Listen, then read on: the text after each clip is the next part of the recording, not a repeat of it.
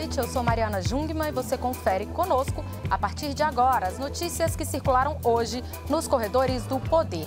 Justiça Federal determina o bloqueio de mais de 3 milhões de reais de Marcelo Crivella e outras 8 pessoas. Presidente do STF suspende resolução da Agência Nacional de Saúde sobre coparticipação em planos de saúde. Os detalhes você confere a partir de agora, aqui diretamente de Brasília, pela TV Brasil, pela Rádio Nacional e emissoras públicas de todo o país. E nós vamos ao Rio de Janeiro falar com Maurício de Almeida. Maurício, desde a semana passada, a gente noticiou aqui o caso envolvendo o prefeito Marcelo Crivella e um suposto favorecimento da prefeitura a grupos religiosos. E eu sei que você tem novidades sobre isso, mas também hoje a Justiça Federal aqui em Brasília decidiu sobre um caso da época em que Marcelo Crivella era ministro da Pesca, lá em 2014, não é? Boa noite. Olá. Olá, Mariana. Boa noite. É isso mesmo. A Justiça Federal em Brasília determinou o bloqueio de bens de Marcelo Crivella e de outras 8 pessoas que são acusadas de terem assinado um contrato superfaturado no Ministério da Pesca, quando Crivella era ministro. O contrato favoreceu uma empresa de prestação de serviços na área de engenharia. O Ministério Público denuncia que esse contrato foi superfaturado. E o juiz que está julgando a ação disse que existem fortes indícios de irregularidades e, por isso, determinou o bloqueio de bens dos acusados para pegar esse dinheiro e devolver para os cofres públicos. A soma total chega a R$ 3.156.000. Marcelo Crivella era ministro da Pesca quando o contrato foi assinado, por isso teve os bens bloqueados. Ele e outras 8 pessoas que foram envolvidas na assinatura desse contrato. Entre os bens bloqueados estão carros, apartamentos e contas bancárias. E o dia não foi bom para Marcelo Crivella também aqui na Justiça do Rio. Lembrando aquele caso da reunião que ele teve no Palácio da Cidade com líderes religiosos, onde uma gravação mostrou o Crivella oferecendo benefícios da prefeitura como cirurgias gratuitas e isenção de IPTU para grupos religiosos ligados à Igreja Universal do Reino de Deus. Lembrando que Crivella é bispo licenciado da Igreja Universal. Hoje, a Justiça do Rio decidiu uma liminar acolhendo um pedido feito pelo Ministério Público, que também acusa Crivella de improbidade administrativa por conta desta reunião.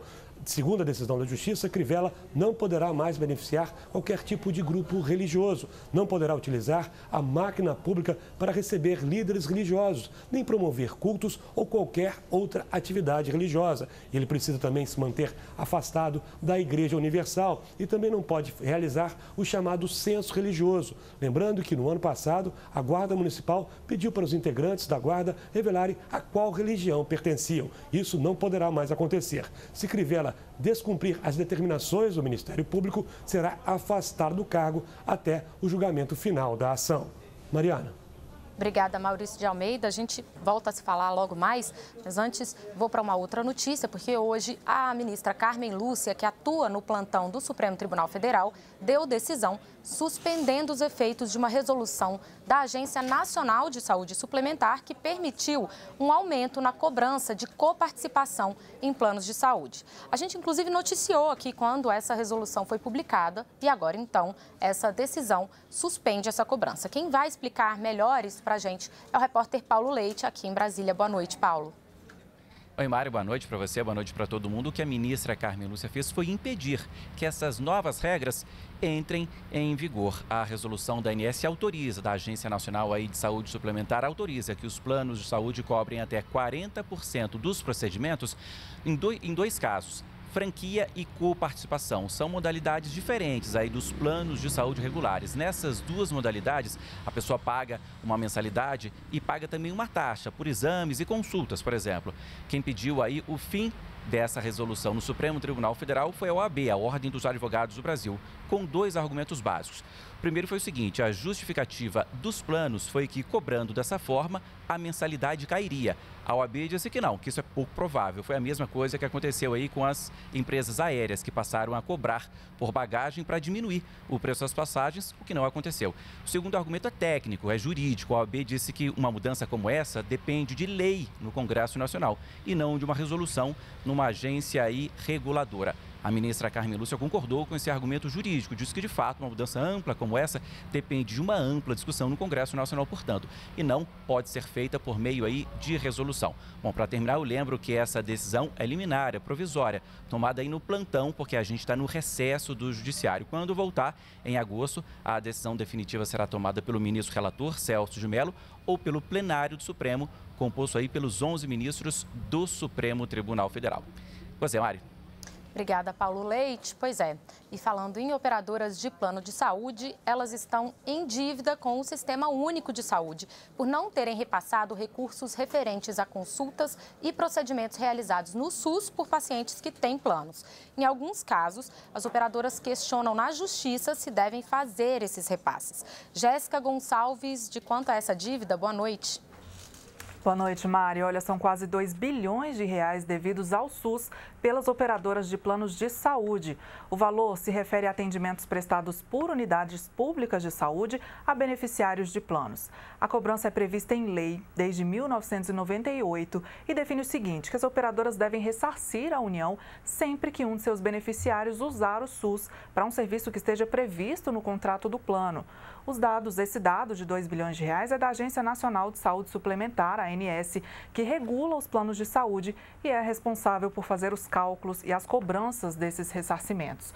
Segundo a gerente de ressarcimento ao SUS da ANS, Fernanda Freire de Araújo, muitas empresas apostaram na judicialização do processo para evitar o pagamento, já que o Supremo Tribunal Federal ainda não tinha decidido se o ressarcimento era ou não constitucional. Só em fevereiro deste ano é que o STF decidiu que a cobrança é legal e pode ser feita pela ANS. Segundo a gerente, o dinheiro depositado em juízo não será imediatamente ressarcido ao SUS, porque as ações estão distribuídas em varas da Justiça de todo o país e essa cobrança poderá demorar até 2 anos. Além disso, nem todo o dinheiro depositado em juízo é sobre o questionamento da constitucionalidade do ressarcimento. Alguns processos questionam, por exemplo, o valor cobrado pela ANS por determinado procedimento médico prestado pelo SUS. Em resposta, a Federação Nacional de Saúde Suplementar, FenaSaúde, que representa as principais operadoras de planos de saúde do país, informou que as empresas recorrem à Justiça quando entendem que a cobrança é indevida. Por exemplo, nos casos de procedimentos excluídos por lei, fora da abrangência geográfica do plano ou em período de carência, ou ainda quando a ANS não aceita anular a cobrança. Mari. Obrigada, Jéssica Gonçalves, que fala conosco dos estúdios da Rádio Nacional. E aqui em Brasília hoje, algumas salas do Ministério do Trabalho amanheceram reviradas. Carolina Pimentel, a Polícia Federal foi chamada, né? Boa noite. Boa noite, Mariana. Foi sim, porque assim que os servidores chegaram ao Ministério do Trabalho, encontraram as salas reviradas. A Polícia Federal foi então acionada. As 2 salas são da área de seguro-desemprego e foram isoladas para perícia. De acordo com o Ministério, em uma delas, objetos foram quebrados, jogados no chão e os armários foram remexidos. Na outra, portas de armários foram abertas. De acordo com a assessoria, ainda não é possível afirmar se houve uma ocupação ou sinais de arrombamento nas salas. O prédio tem câmeras de segurança que podem ter gravado as imagens do que aconteceu. O Ministério do Trabalho está no centro da Operação Registro Espúrio da Polícia Federal, que apura a suspeita de fraudes no registro de sindicatos junto ao Ministério. No último dia 5, o então ministro do Trabalho, Elton Yomura, pediu exoneração do cargo depois de ter sido um dos alvos da 3ª fase da operação. O chefe de gabinete dele, Júlio de Souza Bernardes, foi preso temporariamente por 5 dias e teve os sigilos telefônico e bancário quebrados. Ele também pediu exoneração do cargo, Mariana. Obrigada, Jéssica. Carolina Pimentel. Obrigada, Carolina Pimentel. Bom, a gente volta ao Rio de Janeiro para falar com o Maurício de Almeida sobre outra decisão judicial. Maurício, dessa vez a Justiça quer que o chefe da Polícia Civil aí explique a suspeita de irregularidade em contratos, né?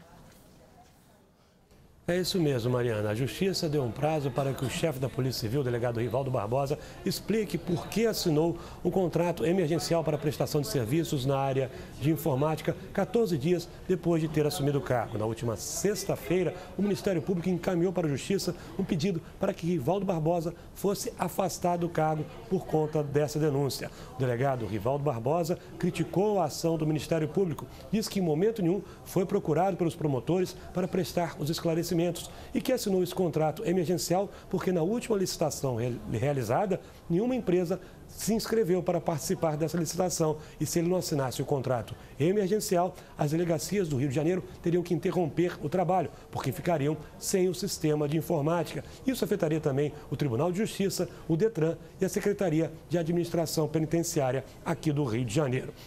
Rivaldo Barbosa recebeu o apoio do procurador-geral aqui no Rio de Janeiro, Eduardo Gunsen. Ele enviou uma mensagem para Rivaldo Barbosa dizendo que foi surpreendido pelo trabalho dos promotores que encaminharam esta ação para a Justiça e lamentou que Rivaldo Barbosa não tenha sido ouvido antes da ação ser encaminhada para a Justiça.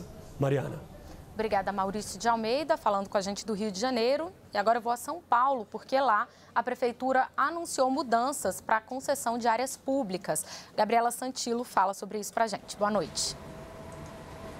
Boa noite, Mariana. Boa noite a todos. Aqui em São Paulo, a Prefeitura anunciou essas mudanças no que é previsto pelos projetos de concessão de equipamentos públicos da cidade. Por exemplo, a concessão do Parque do Ibirapuera precisa mudar algumas coisas depois que o governo do estado identificou que a proposta envolvia áreas estaduais e, mesmo assim, o governo não teria sido consultado no edital. A Prefeitura já se posicionou e disse que vai retirar da área concedida essas partes que são do estado. Por exemplo, o estacionamento, que seria um dos locais que mais daria receita à empresa selecionada, cerca de 5 milhões de reais por ano.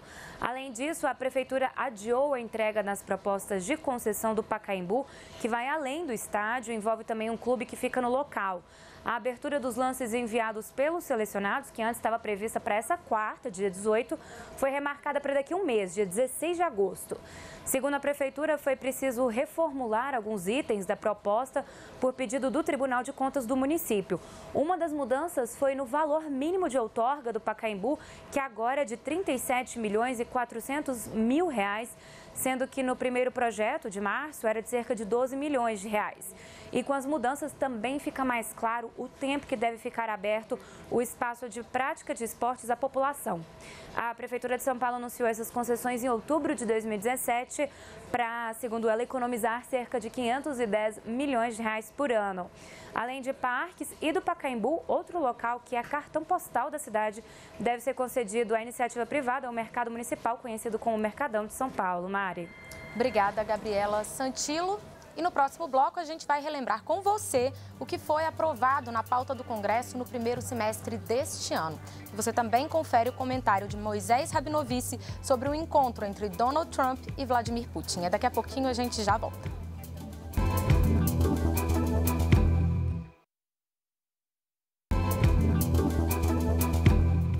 Olá, eu sou Mariana Jungmann e nós estamos de volta com as notícias que circularam hoje nos corredores do poder.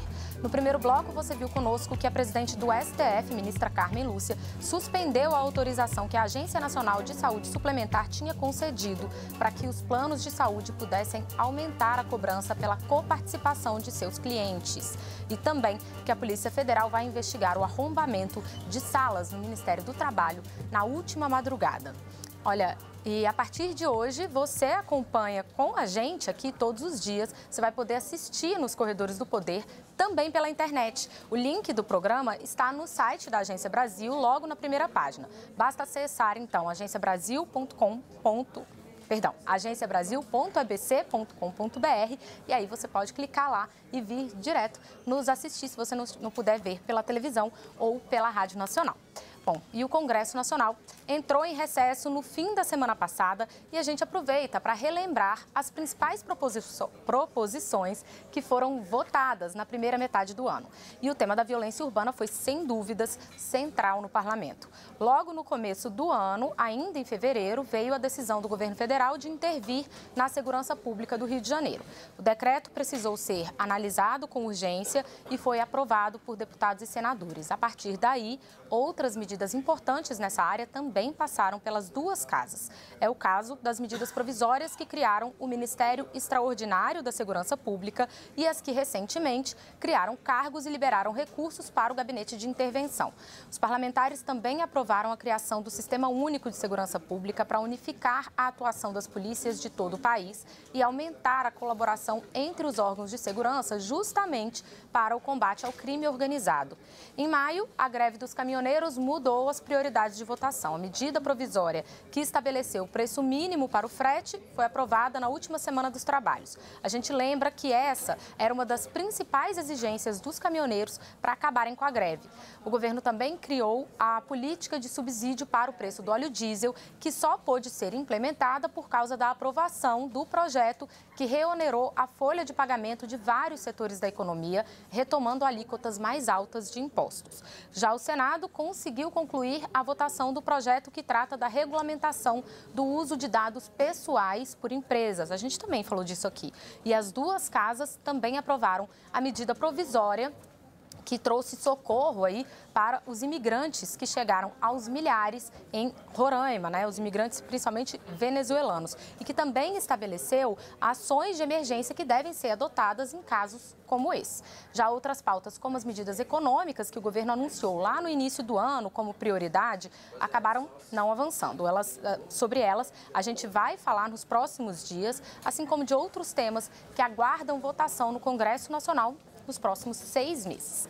E se segurança é pauta constante em todas as instâncias de poder, ela também sempre é tema aqui nos corredores do poder. E desde o fim de semana, novas operações vêm sendo realizadas pela Polícia do Rio. Maurício de Almeida teve mais tiroteio e mortes aí, né? Mariana, infelizmente, mais um fim de semana com tiroteios, mortes, e a semana também começa tensa aqui no Rio de Janeiro. No Complexo do Alemão, aconteceu um tiroteio durante a parte da manhã, quando bases da Unidade de Polícia Pacificadora foram atacadas por traficantes. Um policial militar acabou sendo baleado na perna e foi levado para o hospital, mas no momento o estado de saúde dele é estável. Esta ação dos traficantes contra as bases da UPP aconteceu um dia depois de 5 homens terem morrido no Complexo do Alemão. Segundo a polícia, esses homens entraram em confronto com os policiais e eram traficantes. Com eles foram apreendidas 2 pistolas, 2 fuzis e uma granada. E hoje as Forças Armadas, a Polícia Civil e a Polícia Militar realizaram uma grande operação em São Gonçalo, município que fica na região metropolitana do Rio de Janeiro. 4.300 homens participaram desta ação. E o resultado foi o seguinte: 6 pessoas presas, um menor apreendido, 4 carros roubados recuperados, 7 barricadas que impediam o acesso a 2 comunidades de São Gonçalo foram retiradas e também foram apreendidas armas e drogas. Mariana. Obrigada, Maurício de Almeida. Bom, e agora a gente muda de assunto e vamos então para informações de educação com a Jéssica Gonçalves. Jéssica, os estudantes universitários têm que ficar ligados em algumas datas importantes para o FIES e para o ProUni, né? Tem mesmo, Mari. Olha, começam hoje as inscrições para o Fundo de Financiamento Estudantil, FIES, do 2º semestre. Serão oferecidas 155 mil vagas. Pode concorrer quem tenha feito uma das edições do Exame Nacional do Ensino Médio, Enem, a partir de 2010, com média igual ou superior a 450 pontos e tenha obtido nota maior que 0 na redação. O novo FIES oferece uma escala de financiamentos que varia conforme a renda familiar do candidato. A modalidade Juro Zero financia um mínimo de 50% do curso e é destinada aos candidatos com renda mensal familiar per capita de até 3 salários mínimos. Poderão ser financiados os cursos de graduação com conceito maior ou igual a 3 no Sistema Nacional de Avaliação da Educação Superior, oferecidos pelas instituições participantes do FIES. Também poderão participar do programa cursos ainda não avaliados por esse sistema, mas que estejam autorizados para funcionamento pelo cadastro do Ministério de Educação. As inscrições devem ser feitas até o próximo domingo no site fies.mec.gov.br e o resultado vai ser publicado no dia 27 de julho. Bom, e também está disponível a partir de hoje a lista dos selecionados na 2ª chamada do Programa Universidade para Todos, o ProUni. O programa concede bolsas de estudo em instituições privadas de ensino superior. Os estudantes que estão na lista têm até o próximo dia 23 para comprovar as informações que foram dadas ali na hora da inscrição. Eles devem comparecer às instituições selecionadas com os documentos exigidos. O aluno pode conferir a lista de selecionados e de documentos no endereço prouni.mec.gov.br. A gente lembra que nesta edição o programa oferece mais de 174 mil bolsas, sendo 68 mil integrais e 105 mil parciais, em mais de 1.400 instituições de ensino superior. Mariana. Obrigada, Jéssica Gonçalves. E olha, As relações entre os presidentes americano Donald Trump e russo Vladimir Putin são tema de análise do Moisés Rabinovich para a gente hoje. Acompanhe. Entre a conclusão dos Estados Unidos de que a Rússia interferiu nas eleições americanas de 2016 e o presidente russo Vladimir Putin repetindo que jamais interferiu e não vai interferir em assuntos internos americanos, inclusive eleições, qual a posição do presidente Donald Trump diante da imprensa mundial e ao lado de Putin? Depois que os dois se reuniram a sós pela primeira vez, ele se recusou a responder, duvidando, porém, que a Rússia deva ser responsabilizada. Mas ele acrescentou que é uma vergonha que haja um pingo de dúvida sobre sua vitória eleitoral. A divergência entre Trump e seu aparato de segurança nacional é notável porque 12 agentes russos foram indiciados na sexta-feira em Washington por terem hackeado computadores do Partido Democrata de Hillary Clinton e espalhado informações falsas.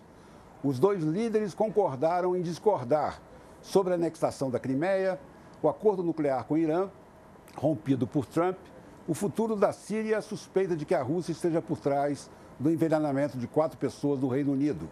Em Helsinki, americanos e russos avistaram uma nova era nas relações entre os dois países, que acumulam 90% do poderio nuclear do planeta, mas sem oferecer detalhes. Antes de se sentar diante de Putin, Trump tuitou: nosso relacionamento com a Rússia nunca esteve pior, graças a muitos anos de tolice e estupidez dos Estados Unidos. O chanceler russo deu like no tweet. De repente, não havia mais a crise dos mísseis cubanos, guerras na Coreia e no Vietnã. Da mesma forma como Trump se colocou como salvador da reunião da OTAN na semana passada, agora ele dizia ter acabado de mudar para melhor a relação entre os Estados Unidos e a Rússia.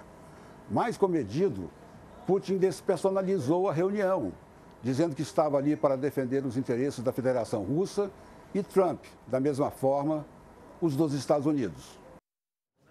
Moisés Rabinovich também estará hoje à noite, às 21h45, aqui na Segunda Opinião da TV Brasil, com o seu Um Olhar sobre o Mundo. E ele vai conversar com o herdeiro da família real brasileira, Bertrand de Orleans e Bragança. Bom, e a gente hoje também é dia de conversa com Rosiane Kennedy aqui na TV Brasil, também na nossa Segunda Opinião. E a conversa dela de hoje tem tudo a ver com o universo infantil e as comemorações de 1 ano da nossa TV Brasil Animada, que oferece programação de qualidade para as crianças. A Rosiane conversou com ninguém menos que o criador da Turma da Mônica, Maurício de Souza. Separamos um trechinho para você, acompanhe.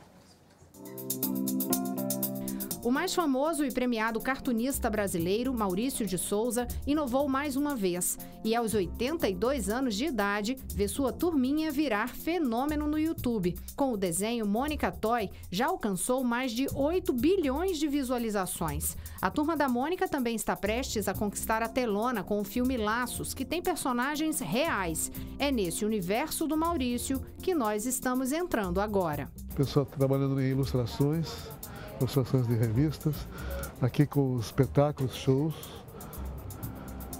E aqui começa a parte de desenho de história em quadrinhos e tem mais um departamento lá em cima que faz desenhos animados. Estes que estão nesse canto a gente chama de dinossauros, porque eles não conseguiram ir para computadores, né? Mas o material deles é lindo também, então eu preciso dos dois. E os dinossauros são nossos queridos. O Maurício começou a fazer quadrinhos profissionalmente há quase 60 anos. Os primeiros personagens foram Bidu e seu dono Franjinha. A revista da Mônica veio no ano de 1970 e a turma não parou de crescer. Atualmente, entre quadrinhos e tiras de jornais, as criações de Maurício chegam a cerca de 50 países, com 1 bilhão de revistas publicadas, além de livros e álbuns de figurinhas. É por isso que esta conversa está imperdível.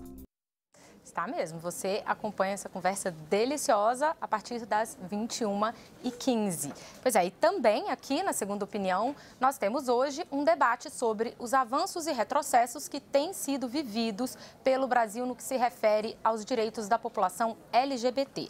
O Diálogo Brasil vai ouvir o presidente do Conselho de Direitos Humanos do Distrito Federal, Michel Platini, e a diretora de promoção dos direitos LGBT do Ministério dos Direitos Humanos, Marina Heidel. Confira.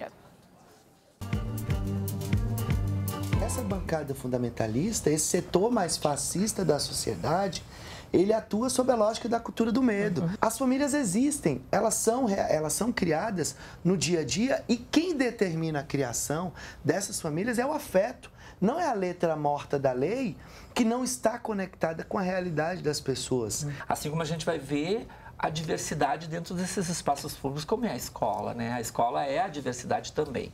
Então, a gente vai ver realmente essas compreensões, mas eu acho que a mídia nos ajuda muito no sentido de trazer essas informações. A gente precisa, cada vez mais, provocar esses lugares e esses espaços para ser também um agente de formação e informação. Nós precisamos capturar também esses espaços como espaços pedagógicos. Vamos então conferir as últimas manchetes da Agência Brasil, mas quem vai contar elas pra gente é a editora da Agência Brasil, Carolina Pimentel. Né? Vamos lá, Mariana. Olha, a gente tem de manchete pela terceira vez, a ministra Carmen Lúcia vai assumir interinamente a presidência da República durante uma viagem do presidente Michel Temer. E o governo antecipou a primeira parcela do 13º de aposentados e pensionistas. A FMI reduz para 1,8% previsão de crescimento para o Brasil em 2018. Obrigada, Carolina Pimentel. Pois é, com isso a gente encerra o nosso noticiário de hoje. Para você, uma ótima noite e a gente te espera aqui amanhã. Até lá!